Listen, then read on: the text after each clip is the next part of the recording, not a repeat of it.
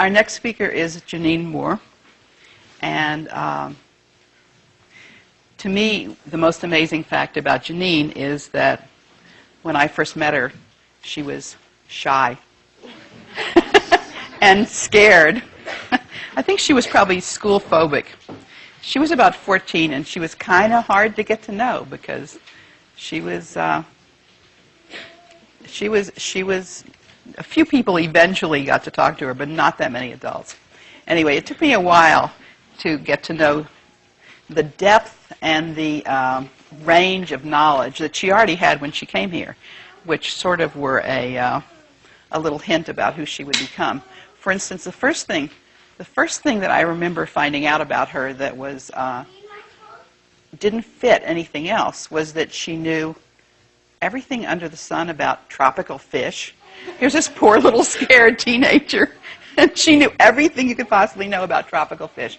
And this is the 80s, in the beginning of the computer age for most of us, and she could program things without even thinking about it, which was also kind of, where did that come from? But she took all this stuff for granted. Not every teen in the 80s, like every teen now, could do all these things, but she could. She had a great breadth of interests, and I think that she has put them together in a way that has brought her to where she is now, which she's going to tell you about. But there's one other thing about her. She can run anything. She can run anybody. She can manage anything, except perhaps her children. I'm not sure about that, because they're probably as strong as she is, including it's very easy for her to run, or it was very easy for her to run, the rather obstreperous people who work at Sudbury Valley.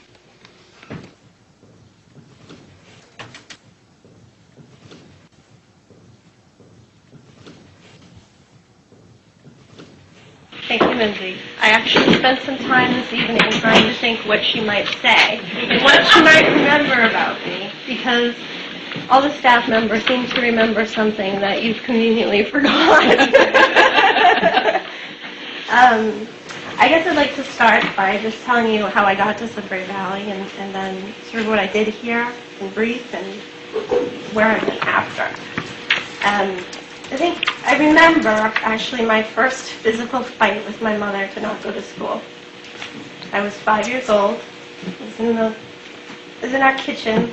The little bus came to the bottom of the driveway, tooted its horn, and I grabbed the chair rail. And my mother was like, "No, you're going to school." And she grabbed me and started pulling, and I just held on to the chair rail harder. And I'm sure there was kicking and yelling involved as well. But I remember eventually what seemed like an eternity for me, but was probably 30 seconds to a minute in reality.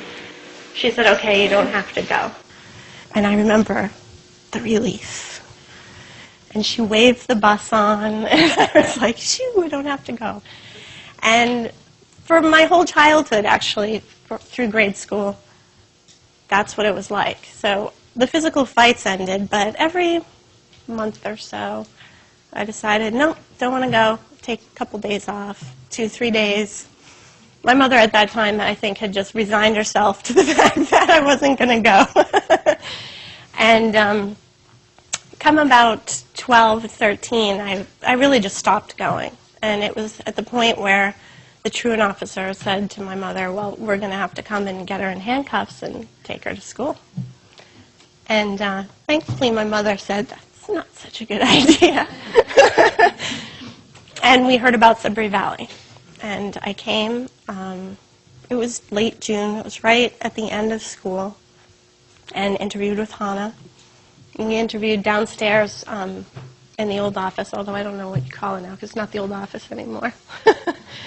And I remember there was swans on the pond. And it was very peaceful. And everyone seemed so happy. And I couldn't figure out what was going on because there was people everywhere. And they just seemed to be doing their own thing. And we interviewed with Hannah, and I remember, the only thing I really remember you saying, Hannah, was, shy people sometimes turn out to be social butterflies here. And I remember thinking, no, that's never going to happen. And actually, I enrolled mostly because I didn't have a choice. I knew handcuffs was the other option. Didn't think that was such a good option. No, sorry. I mean, it was intriguing. Actually, I thought it was too good to be true. I didn't actually believe it. And I remember talking to a friend over the summer, and I had the catalog, and her reading it and saying, that can't be true. And me thinking, I didn't actually admit it to her, but I was thinking the same thing. This really can't be true. But I enrolled and came, and I would say it took a good year to really get comfortable and to really even start comprehending what was going on here. I remember thinking, this is great school for teenagers, but I don't know who would ever send their 4-year-old here. Of course, that changed. But, you know, my first year was really getting to know people and getting to understand what was going on, or just formulating what might happen every day. And my second year, I really came, you know, got my stride and started to get to know more people and started to do more things. And this whole time, I had a love for horses. I grew up with older siblings. My sister rode. We were fortunate enough to have a couple of horses when I was a child. And I rode with her, and I always loved doing that. And I continued to do that at Sabre Valley. I had a horse of my own at that point. But I didn't just ride my horse. I wasn't solely focused. I did a lot of photography here. I did some cooking. I did traveling. I worked in the office a lot. I was school meeting chairman. I ended up doing a lot of different things. And I left here 5 years after I started, really feeling like I was ready to move on, but really had no clue what I was going to do. And I left and started managing a retail store. I had also had part-time jobs working in retail, and I left and had the opportunity to manage a retail store, a gift store, and I took it. You know, it was great. It paid some bills. It wasn't my love, but I was doing it. And I did that for about 2 years or so when I got a call from Mimsy or Danny, I actually don't remember which, and said, you know, Judy, who was working in the office at the time, had to take leave of absence. Would I come work in the office for a couple months? Sure, that sounds good. I'll do that.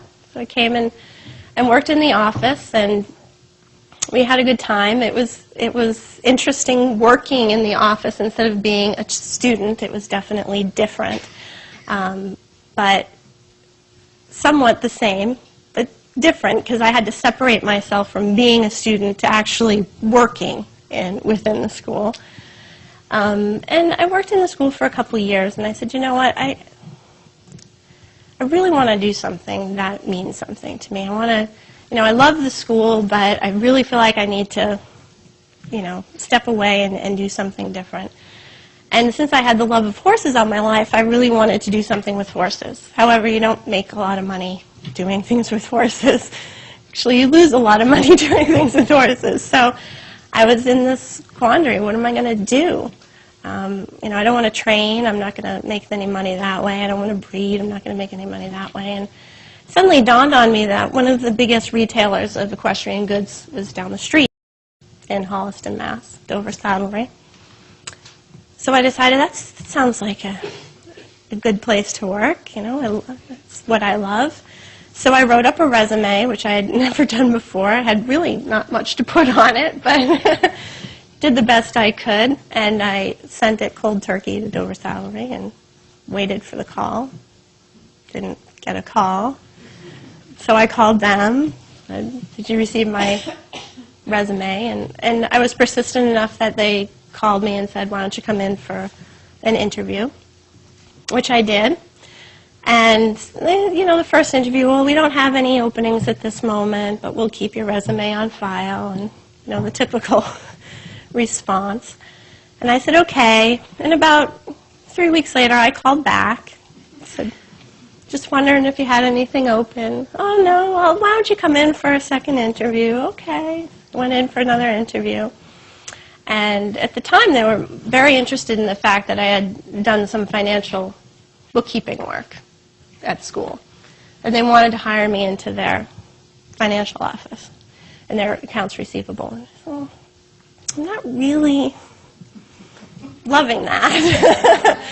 I can do it, but it's really not my cup of tea. And I'd really rather be in the graphic end of the job because they do catalogs, they print catalogs and mail those out. So, okay, well, nice to meet you. Interviewed with somebody else, and they sent me on my way. And about 3 weeks later, I called again. And they said, well, why don't you come in for another interview? And I said, okay. And I came in, and somehow between the first interview and the third interview, they began to think it might be a better idea to put me in the graphics area.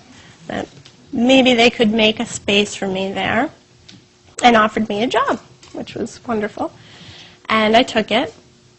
And the big hurdle there was they were using a software called Quark Express, which I had never used before. So they accepted me and said, you can start next week. So I said, okay. And I ran out to the bookstore, Danny, and bought a book to learn Quark in a week so that I could get up to speed and actually start working on that day. And they knew I didn't know anything, but they had thought, well, we'll send you to some training. And okay, so I learned as much as I could in a week. There's actually another former student who was working in graphic design locally who was using it, and she was nice enough through Mimsy to let me go to her office after hours and play on her computer and get some hands-on experience for the week between the time that I was taking the job. And lo and behold, I had my first day at work, and it went really well. You know, lots of things to learn. I was very excited. I was in my element. I had horses. I had photography. I had computers. It was perfect. And about 4 days into my job, my boss said she was quitting. And I said, oh. And her boss came to me and said, so you think you can do her job? I said, sure. So I was suddenly the art director at Dover Saddlery. And I had a lot to learn. I remember she left exactly 1 week later, and the phone started ringing, and I had to start answering. And it was a bunch of other graphics people asking me specific questions, like, can you send me that TIFF, or have you brought that optical over? And I had no idea what they were talking about. And so I spent a lot of time just bullshitting on the phone. Yes, absolutely, I'll get that right over to you. And then scrambling to figure out what they were talking about and doing it. And I learned a lot by fire.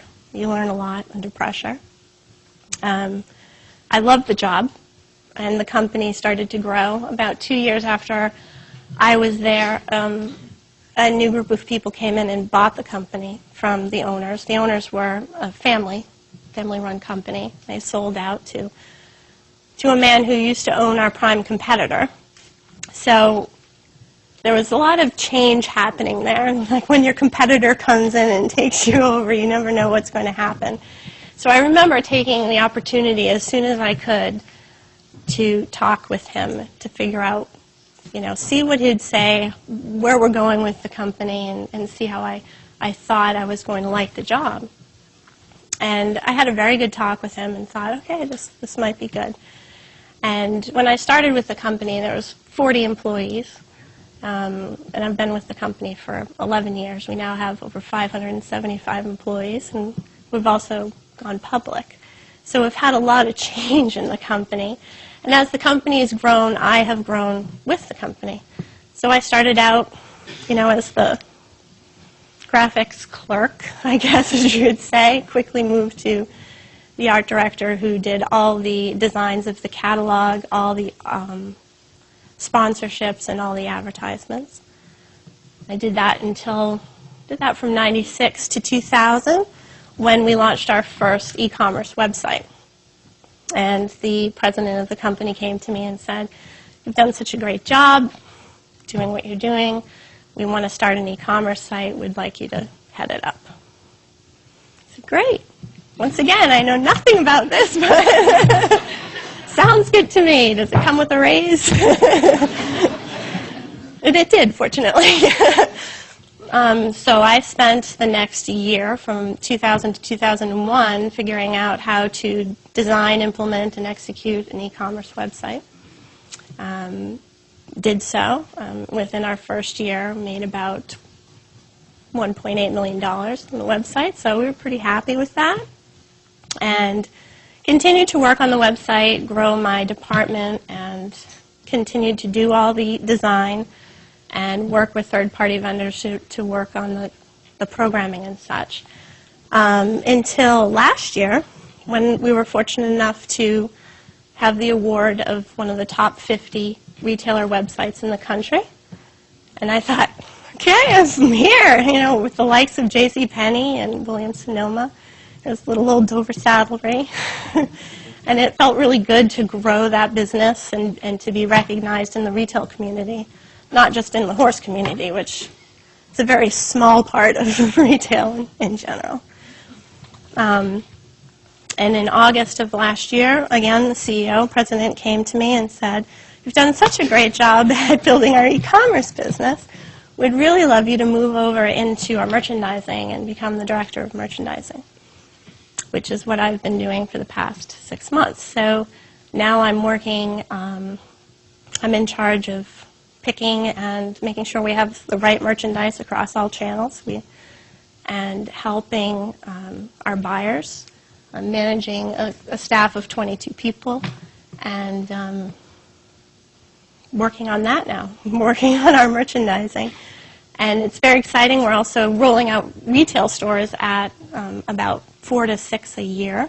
So for us, that's a lot. And I'm busy working on rolling out the retail stores. I think it's interesting that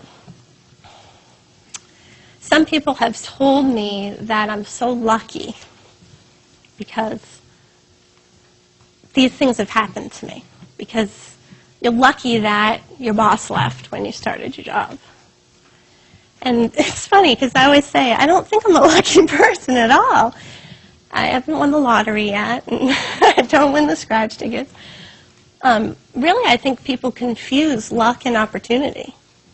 I think I've been fortunate to have opportunities, and I've been very fortunate to recognize them as opportunities. And been able to have the guts, even though I've been scared, to take them on and to try. And fortunately, I've tried hard enough that it's worked out. You know, I think if it's just luck, then it wouldn't be work. But it was a lot of work. It still is a lot of work today, as my husband knows, since I never come home.